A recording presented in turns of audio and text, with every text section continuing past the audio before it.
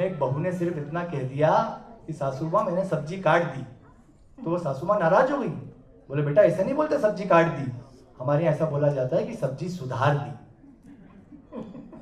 7 दिन बाद सासू माँ को कुत्ते ने काटा।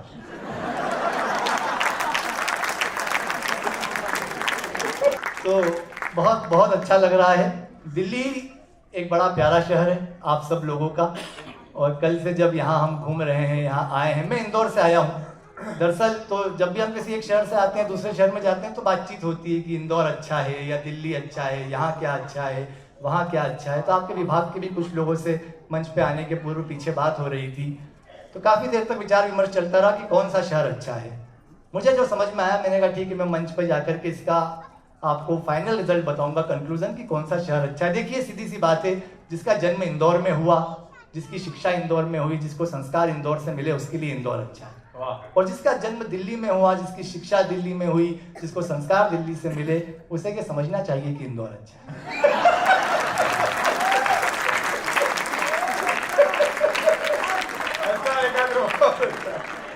पर पूरी दिल्ली जब से मैं यहाँ घूम रहा हूँ, हर जगह एक ही बोर्ड लगा है, धोला कुआं।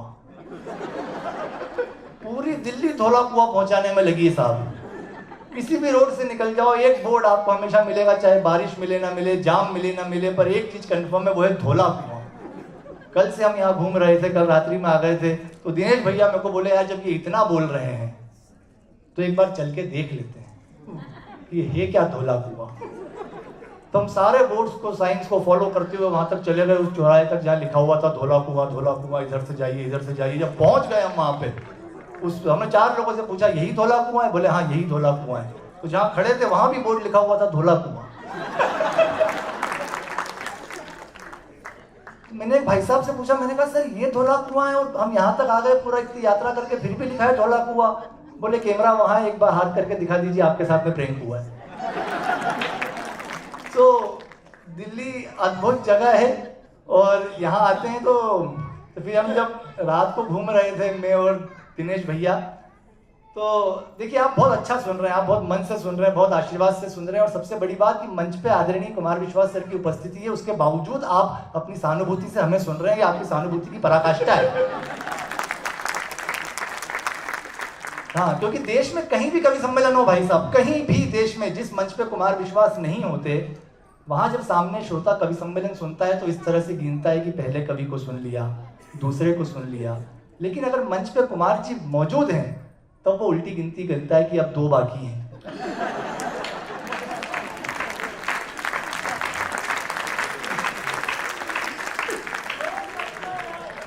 अब 1 बाकी है। तो मैं जानता हूं आप उनकी प्रतीक्षा में हैं।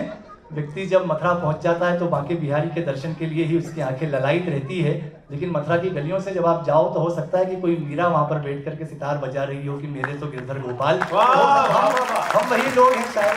तो कुछ देर आपका आशीर्वाद हमें भी मिल जाएगा तो हम, आदरणीय सर का सानिध्य मिलना हमारे लिए, विनोद भाई के लिए, मेरे लिए, पल्लवी के लिए बहुत बड़ी बात है। हमने अपने कवि सम्मेलन की यात्रा शुरू की, दिनेश भैया को तो काफ़ी समय हो चुका है सर के साथ भी, हिंदी कवि सम्मेलन के मंचों पर भी, पर हमने अभी अभी अपनी यात्रा शुरू करी है। हमारे लिए सर का सानिध्य बिल्कुल वैसे ही है जैसे पांडवों के साथ में योगेश्वर श्री कृष्ण आकर के खड़े हो जाएं, तो उस तरीके से हम आपके बीच में खड़े हैं। देखिए आपने ताली बजाई भावुकता में आकर, पर आपने ये नहीं सोचा कि कृष्ण ने पांडवों को किसके सामने खड़ा किया था।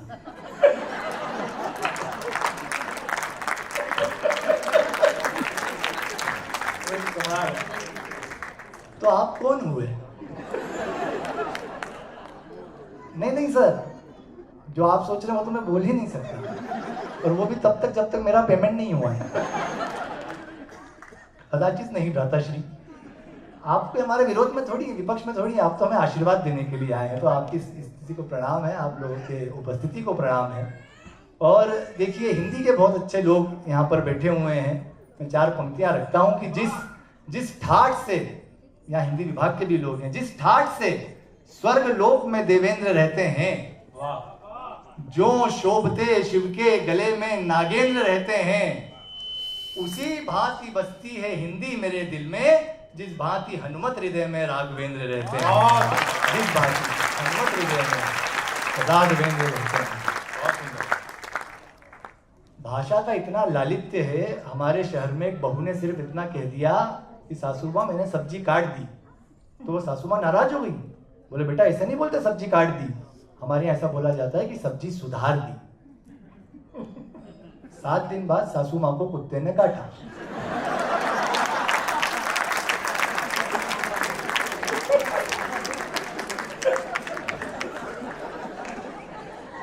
मेरे इस कुत्ते से काटने वाले जोक का वर्तमान परिदृश्य से, वास्तविकता से कोई लेना देना, इसे मात्र एक संजोग ही माना जाए। देश में वो स्थिति चल रही है। आप लोग बहुत बहुत अच्छा सुन रहे हैं। दिनेश भैया के साथ जब मैं कल रात को घूम रहा था, धोला कुआं से हम निकले, हम कार से निकले एक गाड़ी के आगे। सर सच्ची घटना है ये कल रात की। धोला कुआं से जब हम साइड में से निकले, वहां से रास्ते में से, तो एक गाड़ी को हमने ओवरटेक कर लिया। जब ओवरटेक कर लिया तो वो नाराज हुआ। उसकी नंबर प्लेट हरियाणा की थी, तो वो आया हमारी गाड़ी के पास में, गाड़ी रुकवाई उसने। तो दिनेश भैया ने देख लिया, बोले यार ये हरियाणा की गाड़ी है, ये थोड़ा खतरे की घंटी है, इसको संभालना, और हो सके तो हरियाणवी में बात करना, उससे वजन आएगा। मैंने कहा सर भैया आप ही बात कर लो। बोले मैं इतना बड़ा कभी मार खाता अच्छा लगूंगा? तो मैं गाड़ी से उतरा, वो आया सामने से, बोले कौन है तू? अब मुझे हरियाणवी तो आती नहीं। मैंने अपनी जिंदगी की सर पूरी हरियाणवी याद करी। मैं इंदौर का रहने वाला हिंदी भाषी प्रदेश से आता हूँ। पूरी हरियाणवी याद करी। मैंने कहा मैं क्या बोल सकता हूँ? उसने बोला कौन है तू? मैंने कहा मारी छोरी छोरों से कम है क्या?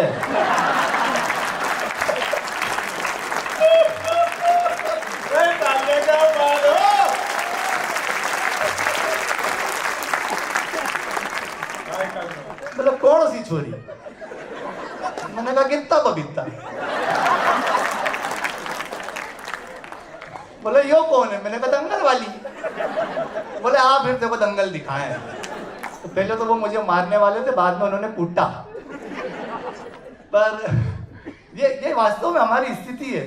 तो दिनेश भैया बैठे हुए थे, मैंने कहा भैया आपने आज मार पड़वा दी जबरदस्ती मुझको, लेकिन बहुत स्नेह करते हैं, बहुत प्यार करते हैं। आज सुबह जब होटल में बैठ के उनसे मेरी चर्चा हो रही थी, मेरी बातचीत हो रही थी। देखिए छोटी सी बात से व्यंग निकल के आता है, बातचीत में बात निकल के आती है। बोले एक आग तुमने सुना होगा अभी दिल्ली में क्या स्थिति चल रही है, सुप्रीम कोर्ट ने एक डिसीजन दिया। मैंने कहा हाँ भैया बिल्कुल सही बात है। उसके पक्ष में उसके विपक्ष में कुछ लोग मैदान में उतरे, उन्होंने आंदोलन किया, लेकिन देखो बोले उससे कोई नहीं पूछ रहा कि वो क्या चाहता है जिसके ऊपर निर्णय लिया गया है, उससे कोई भी नहीं पूछ रहा है। मैंने कहा सही बात है, वैसे तुम क्या चाहते हो, क्या होना चाहिए?